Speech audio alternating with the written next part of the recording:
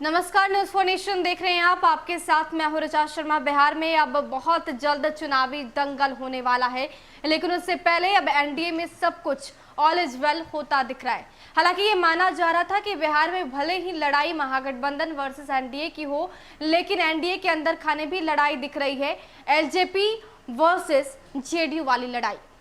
अब ये खबर आ रही है कि अब चिराग पासवान नरम पड़ गए। जी हां, बीजेपी ने चिराग पासवान को मना लिया है और बीजेपी उनके साथ सीट शेयरिंग को लेकर बातचीत भी कर ली है। यानी कि अब एनडीए में सब कुछ ठीक होता नजर आ रहा है। मिली जानकारी के अनुसार विद्रोह पर उतारू चिराग पासवान के साथ बीजेपी की बातचीत सकारात्मक रही है।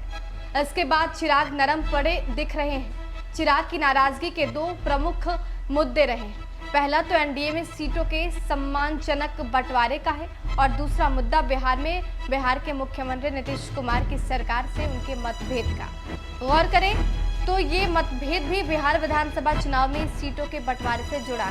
नीतीश कुमार की पार्टी बीते विधानसभा चुनाव में विपक्षी महागठबंधन का हिस्सा रहते हुए एलजेपी के खिलाफ चुनाव लड़ी थी। इस बार उसके एनडीए में रहने के कारण कई सीटों पर दोनों दलों के दावे हैं।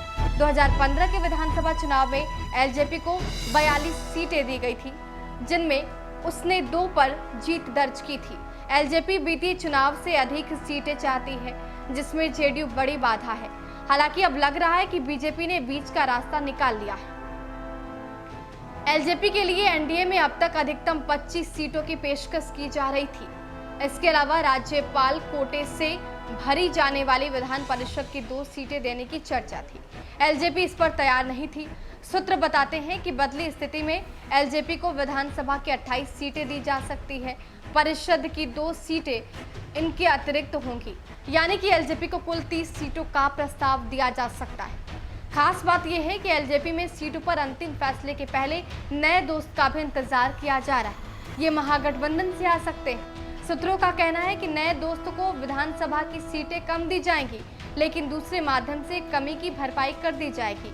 वाल्मीकि नगर लोकसभा क्षेत्र के उपचुनाव में नए दोस्त का समायोजन हो सकता है। अब ये नए दोस्त कौन है ये तो वक्त ही बताएगा, लेकिन फिलहाल आपको हम इतना बताते चलते हैं कि एनडीए में सब कुछ ऑल इज वेल हो चुका है। बीजेपी ने चिराग पासवान को मना लिया है। 25 सीटों पर जाकर जहां पर बीजेपी अटक रही थी, वहीं अब चिराग को 30 सीटें 28 विधानसभा के लिए और 2 सीटें राज्यपाल कोटे से विधान परिषद के लिए देने का मूड बीजेपी ने बना लिया और चिराग पासवान कमोबेश इसमें हामी भरते नजर आ रहे। यानी कि एनडीए में अब सब कुछ ठीक हो चुका है। देखना दिलचस्प होगा कि नए दोस्त की एंट्री होती है तो ये नया दोस्त कौन होता है और चिराग पासवान के आगे की रणनीति क्या होती है। फिलहाल के लिए इतना ही। बने रहे हमारे साथ और देखते रहे न्यूज़ फॉर नेशन। नमस्कार।